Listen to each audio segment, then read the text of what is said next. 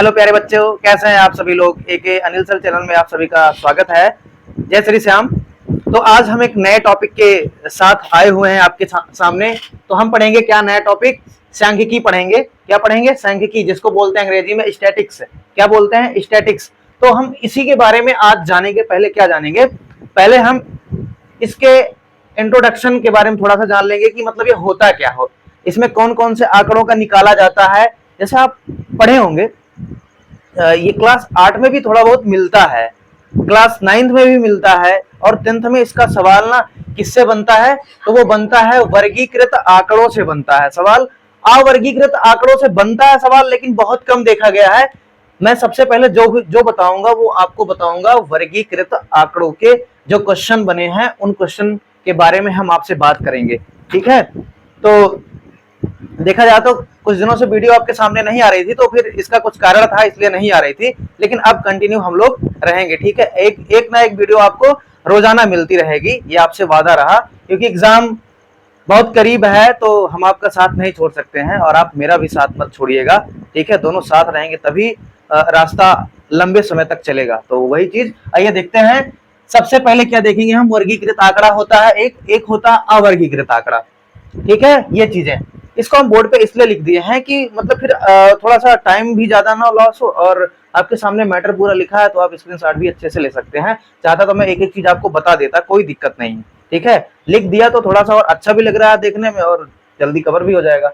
तो ये सबसे पहले हम जानते हैं वर्गीकृत आंकड़े। ठीक है। वर्गीकृत आंकड़े ये बहुत इंपॉर्टेंट है, इसका क्वेश्चन बनता ही है। वर्गीकृत आंकड़ों का जो क्वेश्चन बनता है वो बहुत बढ़िया प्यारा सा क्वेश्चन माध्य पूछ लेता है, माध्यिका पूछ लेता है, और बहुलक पूछ लेता है। इनके 3 पार्ट होते हैं। पहला पार्ट क्या है? ए, जिसको हम ए पॉइंट बनाए हैं।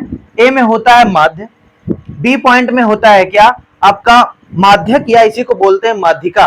ठीक है। कुछ बच्चे कंफ्यूज हो जाते हैं, तो इसी को माध्यक बोलते हैं, और इसी को क्या बोलते हैं? माध्यिका बोलते हैं। ठीक है। आगे सी पॉइंट में क्या है? सी पॉइंट में है बहुलक।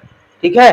तो माध्यक और माध्यिका एक ही चीज है, और बहुलक अलग चीज है। ठीक है। तो इन सभी को यहां हम अच्छे से आपके फॉर्मूला रखे हुए हैं कि आप अगर माध्यिका पूछ ले तो कैसे लगाना है, किस फॉर्मूले, क्योंकि भैया इसमें फार्मूला का पूरा सिस्टम है, और आप अभी उस लेवल पे नहीं गए हुए हैं कि विदाउट फार्मूले का बताया जाए। ऐसा नहीं है, विदाउट फार्मूले का भी लगता है, ऐसा नहीं है, लेकिन वो फिर कंपटीशन में चला जाता है। तो आपको कंपटीशन थोड़ी ना देना है, आपको क्या देना है? आपको हाई स्कूल की परीक्षा देना है, 10th की परीक्षा देना है। तो माध्य, अब माध्य निकालने के लिए ना 3 फॉर्मूले होते हैं। 3 तरीकों से, 3 विधियों से इसका जो है माध्य निकाला जा सकता है। हाँ, सबसे पहले क्या? जैसे सबसे पहले है आपका प्रत्यक्ष विधि, दूसरा है कल्पित माध्य विधि, फिर तीसरा है पग विचलन विधि। क्या है? पग विचलन विधि। ठीक है। तो एक एक हम समझेंगे, एक एक का फॉर्मूला आपके सामने लिखा हुआ है। जैसे पहला क्या है? पहला है प्रत्यक्ष विधि से माध्य निकालना। माध्य को हम x बार से डिनोट करते हैं। ठीक है। तो अगर प्रत्यक्ष विधि से हम क्या निकालेंगे? माध्य निकाल लेंगे x बार, तो ये होता है सिग्मा। सिग्मा का मतलब होता है जोड़। इसका जो अर्थ होता है वो क्या होता है? जोड़ देना, संख्याओं को जोड़ करके लिखना। यह है क्या? आपका सिग्मा एफ आई एक्स आई। अब जब सवाल लगाएंगे ना, जब सवाल लगाएंगे और एक चार्ट ऐसे दिया रहेगा, तो उसमें हम आपको बताएंगे कि सिग्मा आई क्या होता है और एक्स आई क्या होता है। यहां आप इतना समझिए, केवल फॉर्मूले आप समझ लीजिए। सवाल बताऊंगा तो आपको अच्छे से सारी जानकारी और बढ़िया से बेहतर दूंगा।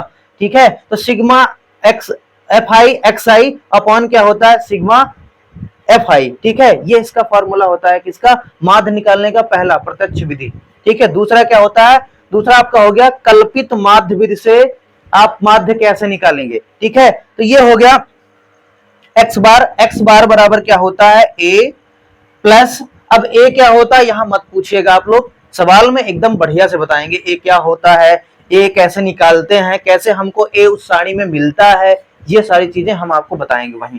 ठीक है। तो ए में क्या जोड़ देंगे? यहां सिग्मा एफ आई, और क्या जोड़ देंगे? Sigma F I into D I. ठीक है। अपॉन में क्या कर दें? Sigma F I.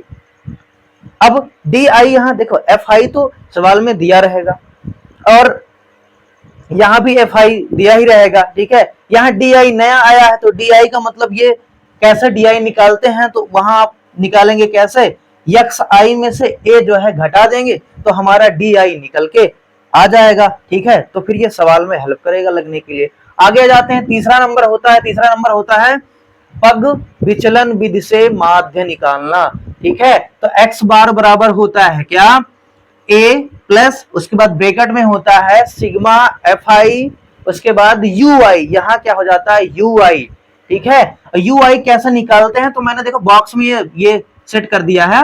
यू आई निकलता है क्या, जब एक्स आई माइनस ए करते हैं और उसका 2 से भाग लगा देते हैं, तब क्या निकल के आता है, तब हमारा निकल के आ जाता है यू आई। ठीक है, तो हो जाता है, एक बार फिर से देख लेंगे, सिग्मा सॉरी एक्स बार बराबर ए प्लस ब्रैकेट में है सिग्मा एफ आई यू आई, उसके बाद फिर क्या sigma F I, bracket close करके फिर इनटू में हमारा क्या आता है एच, एच आ जाता है हमारा। ठीक है, अब ये तो कंप्लीट हो गया, मतलब माध्य निकालने के 3 फॉर्मूला कंप्लीट हो गए। एक आपका प्रत्यक्ष विधि, कल्पित माध्य विधि और पग विचलन विधि, ये 3 विधियों से। और ऐसा नहीं है, सवाल में विधि से भी क्वेश्चन बन सकता है कि मतलब इस विधि से माध्य निकालिए, वर्गीकृत आंकड़ों के माध्य निकालिए, या फिर अगर विधि नहीं देगा तो आप तीनों विधि में से जो आपको अच्छा लगे, जिसका फॉर्मूला आपको याद रहेगा, आप क्या करना भाई, निकाल लेना माध्य। ठीक है, आगे हम बात करते हैं माध्यक या माध्यिका की बात करते हैं। ठीक है, तो इसे हम यम से डिनोट करते हैं, m बराबर हो जाता है l प्लस ब्रैकेट में क्या है n/2 माइनस CF, CF होता है संचयी बारंबारता। संचयी बारंबारता कैसे निकाला जाता है, ये सारी चीज मैं सवाल जो क्वेश्चन पढ़ाऊंगा तो उस क्वेश्चन में बताऊंगा कि ये सिग्मा f कैसे निकाला जाता है। ठीक है, ये हो गया अपॉन में f। ठीक है, और इसमें भी इनटू में क्या होता है h होता है, आपके सामने रखा हुआ है। ठीक है, आप छोटे बच्चे तो है नहीं, हाई स्कूल पढ़ रहे हैं, इतना जानते हैं। ठीक है, तो बहुलक बराबर क्या हो जाएगा l प्लस, इसका फॉर्मूला थोड़ा सा कठिन होता है, सवाल में थोड़ी सी कैलकुलेशन भी ज्यादा होती है, बस और कुछ है नहीं। ठीक है, ब्रैकेट में f1 से कर देते हैं, चाहे अब f0 बोलो चाहे f0 बोलो, तुम्हारी मर्जी भाई, f0 भी बोलते हैं। ठीक है, अपॉन में 2f1 minus f0 minus f2, और इसमें भी क्या कर देते हैं h का गुणा लगा देते हैं। ठीक है, मैंने कहा कि यहाँ लिख भी दिया, जो थोड़ा बहुत आया मैंने लिख भी दिया है। CF का मतलब होता है संचयी बारंबारता, L का मतलब होता है क्या, तो L का मतलब होता है बहुलक वर्ग की निम्न सीमा। अब ये निम्न सीमा अभी यहाँ लिखा तो है नहीं, चार्ट बना नहीं है, तो कैसे बता दें आपको, लेकिन ये आप इतना जानिए कि L बराबर क्या होता है, बहुलक वर्ग की निम्न सीमा। ठीक है, अब निम्न सीमा कैसे होती है ये सवाल में बताएंगे आपको। उसके बाद F1 कैसे निकलता है, F1 को मतलब क्या कहते हैं, निकलता कैसे है, ये भी सवाल में ही देखेंगे। ठीक है, बहुलक वर्ग की बारंबारता, F1 क्या होता है, बहुलक वर्ग की बारंबारता, और F0 या F0 भी आप बोल सकते हो। ठीक है, आप स्वतंत्र हो, बोल सकते हो, जो दोनों में से जो तुम्हारा मन और मर्जी बोले वही।